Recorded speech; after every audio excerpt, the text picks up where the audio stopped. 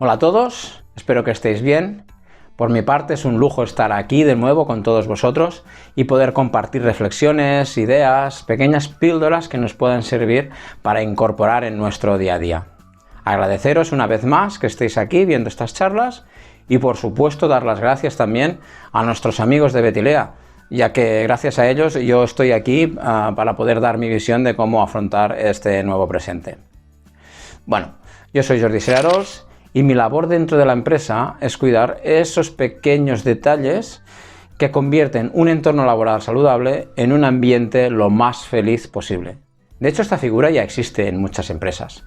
Se llaman gestores de felicidad. Recordad que si queréis compartir alguna opinión o tenéis alguna duda, no dudéis en escribirme y estaré encantado de contestaros. Bien, ¿hoy de qué vamos a hablar? Vamos a hablar de cómo gestionar los conflictos en un momento donde el nivel de crispación es bastante más elevado de lo normal. Voy a intentar que no sea un speech no demasiado teórico y poderos daros unas pequeñas pistas que os ayuden a la hora de solucionar algunas discrepancias, ya sea con vuestros compañeros o con vuestros clientes. Bien, y si me permitís, al final de la charla me gustaría daros una pequeña píldora de cómo gestionamos todos los conflictos que se generan día a día en nuestra clínica. Y oye, si os es de ayuda, pues fantástico. Vamos allá. Primero de todo, definamos esa palabra tabú. ¿Qué es un conflicto? Si lo miramos en la RAE, un conflicto es un combate, una lucha, una pelea, etcétera, etcétera. Desmoralizante, ¿verdad?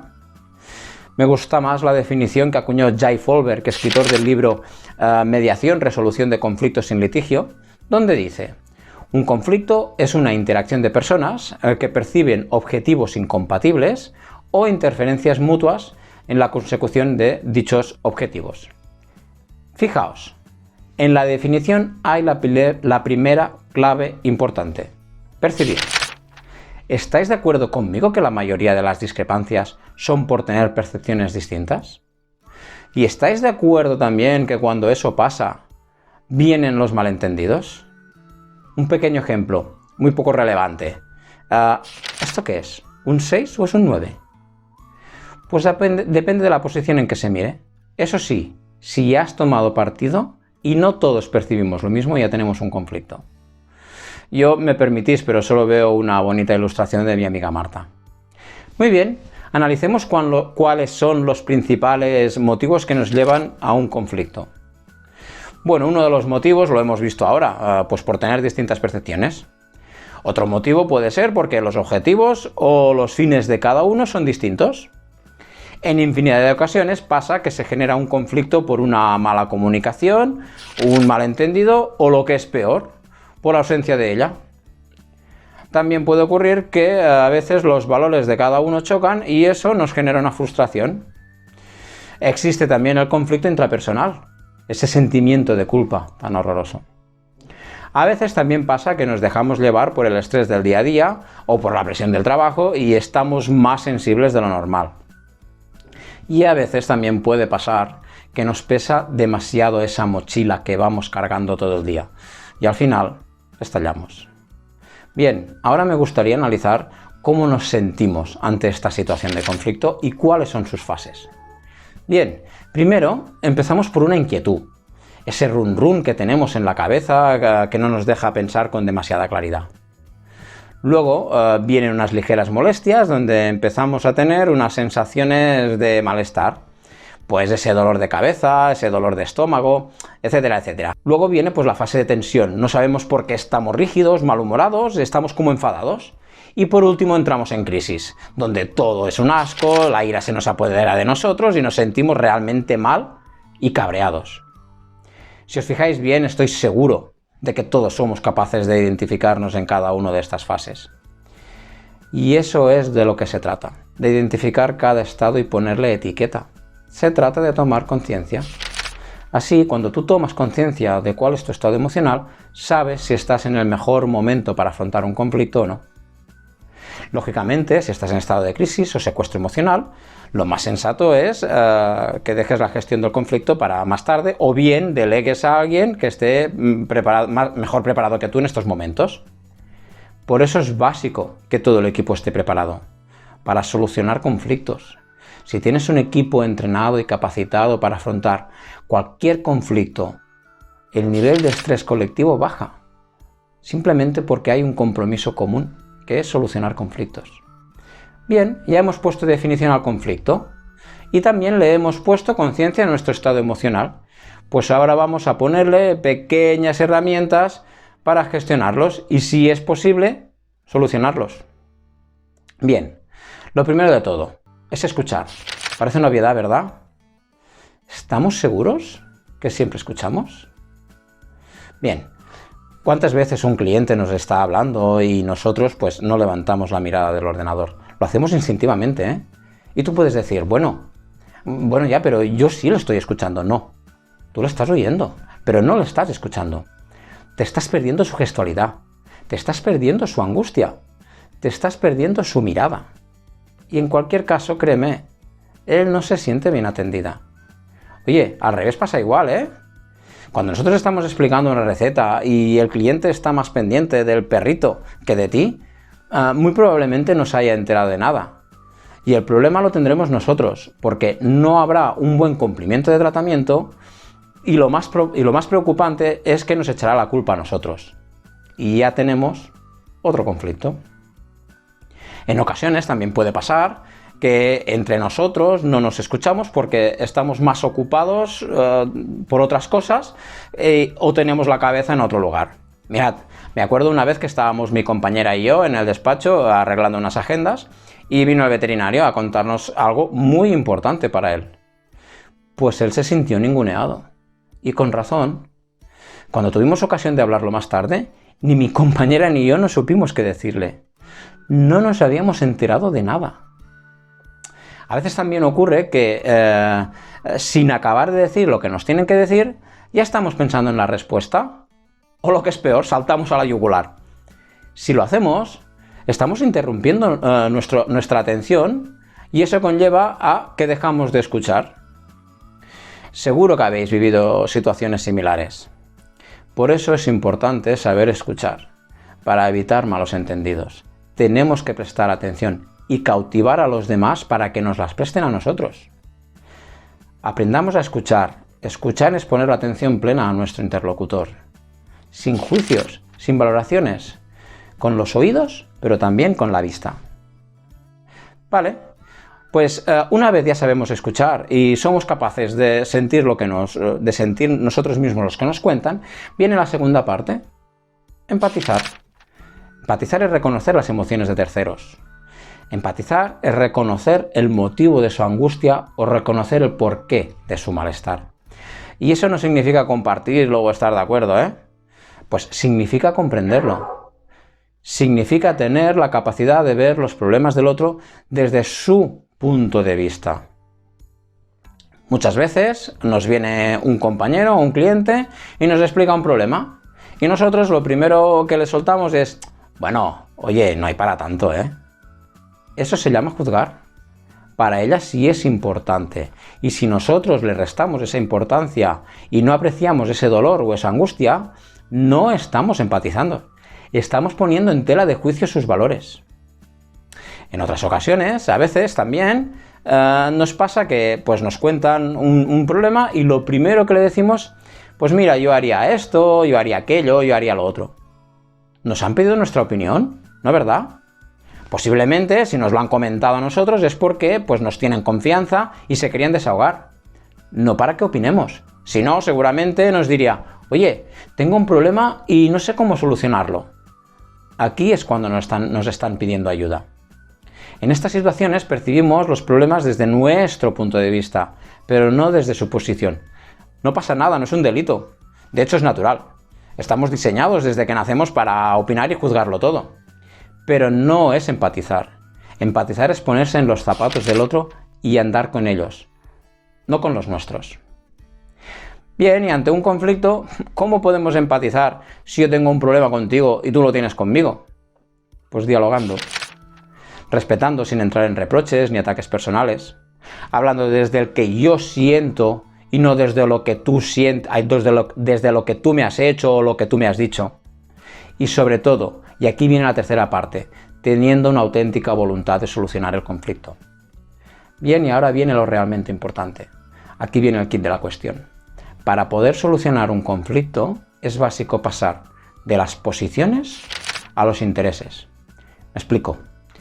Una vez que ya sabemos cómo nos sentimos, dolidos, molestos, enfadados, y ya hemos expresado lo que sentimos y hemos explicado por qué nos hemos puesto de esa manera, tenemos que pasar a la siguiente fase. ¿Qué queremos? ¿Cuál es el interés real? Pues puede ser que busquemos un reconocimiento, ya sea por una disputa o por una situación injusta. Puede ser que busquemos un perdón ante una situación que no hemos sabido gestionarla bien del todo. O simplemente lo que buscamos es una comprensión ante un hecho pues que nos ha podido molestar. En cualquier caso, en esta fase hay que ser creativos y ver cada conflicto como una nueva oportunidad de expresión. Dicen que la mejor victoria es aquella en que ganan los dos. Bueno, pues vamos a ello. Seguramente tendremos que negociar una solución y aquí, si me permitís, os voy a dar un pequeñito consejo que me dio un amigo mío ya hace un tiempo. En una negociación, para poder ganar, primero tienes que ceder. Si te fijas, cuando queremos solucionar cualquier problema, lo primero que decimos es: mira, yo te propongo esto, ¿qué te parece? ¿Y por qué no empezamos al revés? ¿Qué me propones tú? Exactamente, ¿qué es lo que quieres? ¿Qué quieres que hagamos? Hemos cedido el turno de palabra y la iniciativa para escuchar cuál es su propuesta y a partir de ahí tener más información para poder negociar. Bien, basta de teorías, os pongo un pequeño ejemplo de un conflicto y luego lo analizamos. Probablemente este conflicto os habrá pasado infinidad de veces. Mirad, aquel cliente que llega tarde a su visita rutinaria a una vacuna anual y no es la primera vez que lo hace. Por nuestra forma de ser y por nuestros valores personales, que el cliente llega tarde nos puede parecer una falta de respeto, y más si no ha avisado previamente, y aún más si este patrón se repite muchas veces. Si os fijáis, aquí ya estamos juzgando, y antes de que llegue ya hemos empezado a sentirnos molestos. Si además sumas que en 30 minutos tenemos la siguiente visita, nuestra angustia se magnifica, ya que no tendremos tiempo de atender bien la próxima consulta, y eso es a causa de que el otro cliente ha llegado tarde. Probablemente en este momento le pasaríamos el marrón a la recepcionista y que se arreglen entre ellos. Esto se llama negociación evasiva, o dicho de otro modo, escurrir el bulto. Si la recepcionista le dice que ha llegado tarde y que no lo podemos atender, posiblemente ya tenemos un conflicto entre el cliente y la recepcionista. Pero es que si la recepcionista decide pasar al cliente a la consulta, el conflicto lo tenemos entre la recepcionista y el veterinario, y a la vez el veterinario con el cliente. Bien, ¿tenemos otra opción? Pues ¿qué os parece si en vez de decirle que ha llegado tarde, con lo que probablemente se sienta atacado, le hacemos pasar a la consulta y después de saludarlo y presentarnos, escuchamos y empatizamos? Cuénteme, ¿qué le pasa al perrito? ¿Qué le preocupa? Una vez nos ha contado cómo está y le hemos hecho una pequeña exploración, ya podemos determinar si la visita es urgente o la podemos aplazar para otro día. Si no es urgente, le podemos decir: mire, como es algo que le preocupa mucho y tenemos el tiempo justo, ¿qué le parece si hoy miramos de solucionar esto y agendamos otro día para hacer una visita con más calma o las pruebas necesarias que requiera el asunto? Si no le gusta esta opción, tendremos que ser creativos y lo más asertivos posibles para hacerle entender que hacer una visita en tiempo récord no es la mejor opción para la salud del perrito. Bien, pues con este ejemplo, ¿qué te parece si ahora analizamos la gestión de los conflictos? Lo primero, ¿qué hemos hecho? Pues detectar un posible conflicto. El cliente llega tarde y tendremos que gestionarlo. Primero tendremos que gestionar pues nuestras emociones, o sea, nuestro nivel de enfado, y lo segundo, tendremos que gestionar una más que probable incidencia con el cliente o con la recepcionista. Como nos altera que alguien llegue tarde, nos toca tomar conciencia de cuál es nuestro estado emocional, pues para poder relajarnos y poder afrontar el conflicto con naturalidad. Le hacemos pasar a la consulta y le escuchamos para poder comprender qué le preocupa. Empatizamos con su angustia y le hacemos sentir que estamos allí para ayudarle. Es clave entender el sufrimiento de nuestros clientes, lleguen tarde o no. Luego dialogamos con asertividad y pasamos de las posiciones distantes, si tú quieres, al interés común, que es sanar al perrito. Una vez coincidimos en el objetivo, analizamos cuál es la mejor opción para las dos partes y negociamos un plan de acción para disponer de más tiempo para hacer esa visita de calidad. Proponemos otro día para hacer una revisión completa o unas pruebas diagnósticas, pero puede pasar que el cliente no lo vea conveniente. En este caso nosotros proponemos soluciones y alternativas y es el cliente el que tiene que decidir cuál es la mejor opción para él. Si nosotros hemos puesto toda la carne en el asador para ser comprendidos y hemos fracasado en el intento, oye, pues tenemos que tener el pleno convencimiento de que hemos hecho todo lo posible para solucionar el conflicto. Lamentablemente, no todos los conflictos se solucionan de una forma satisfactoria. Y eso, pues también tenemos que saberlo y no por ello frustrarnos. Para mí es importantísimo que si nos hemos equivocado o no nos hemos sabido explicar bien, seamos humildes y pidamos perdón, sin fustigarnos. Lamentablemente estamos más acostumbrados a sacar el látigo con los demás y con nosotros mismos de que pedir perdón. ¿Qué daño nos ha hecho la frase "en el pecado está la penitencia"? Bien, también tenemos que decir que por mucho que queramos solucionar todos los conflictos, no siempre llueve a gusto de todos. Bien, dicho todo esto, también sería bueno que nos miráramos un poco en el ombligo y hagamos una pequeña autocrítica. A veces ocurre que el cliente llega puntual y porque nos ha entrado una urgencia o porque las visitas se nos han demorado un poco en demasía, pues les hacemos esperar. Pues la misma empatía y comprensión que pedimos a nuestro cliente ante esta situación, sería bueno que nos la pidiéramos a nosotros cuando es nuestro cliente el que llega tarde.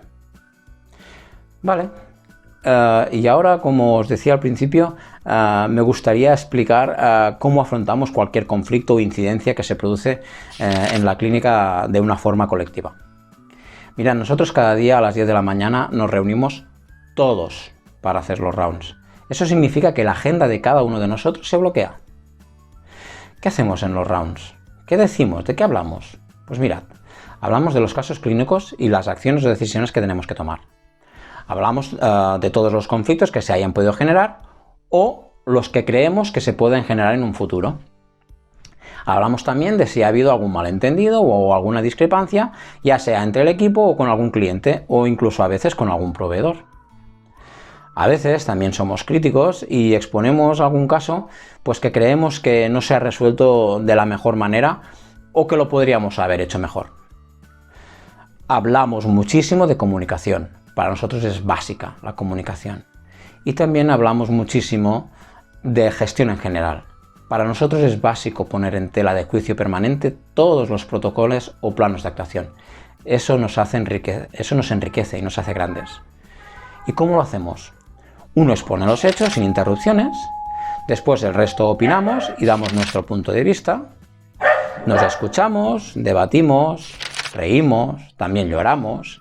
Eso es nuestro momento de intimidad colectivo. Hacemos un brainstorming, sacamos unas conclusiones y apuntamos todas las opiniones en una pizarra. Si vemos que no hay unanimidad, pues votamos las que creemos que es la mejor solución. Y luego hacemos un rapport. En ese rapport lo apuntamos todo detalladamente. Lo primero, apuntamos cuándo iniciamos el debate del caso, apuntamos cuál es el problema o el tema de debate, o qué decisión hemos tomado para solucionarlo. También apuntamos quién es el responsable de solucionarlo y por último también hacemos un seguimiento. O sea, en qué estado está la situación, si está resuelto o no está resuelto o aún está pendiente, cuál ha sido la resolución final y por último apuntamos cómo cerramos el caso. Esto lo hacemos cada día de este mundo. Es cierto que en tiempos de confinamiento, en una videoconferencia es mucho más complicado y hemos tenido que resumir mucho los temas. Pero nos hemos obligado a persistir, ya que si en los últimos años nos ha funcionado tan bien, ¿Por qué hay que dejarlo ahora? Bien, hay infinidad de herramientas para mejorar la gestión de conflictos y hay tema para hacer un curso entero. Y seguro que cada maestrillo tiene su librillo. Yo solo me he querido centrar en el diálogo y en la comunicación no violenta. Si queréis profundizar más en este tema, os recomiendo un libro que para mí fue un antes y un después a la hora de expresar lo que yo sentía o lo que yo siento. El libro es de Marshall Rosenberg y se titula La comunicación no violenta. Como he dicho antes, no todos los conflictos los podremos solucionar, pero no por ello debemos frustrarnos. Mira, mi corta experiencia me dice que en la mayoría de las ocasiones, si ponemos toda la carne en el asador, dialogando sí se solucionan la mayoría de conflictos. Bueno chicos, creo que para hoy hay bastante información, así que espero que en esta charla encontréis alguna cosita que os pueda ayudar y si la podéis incorporar en vuestro sistema de trabajo, objetivo cumplido.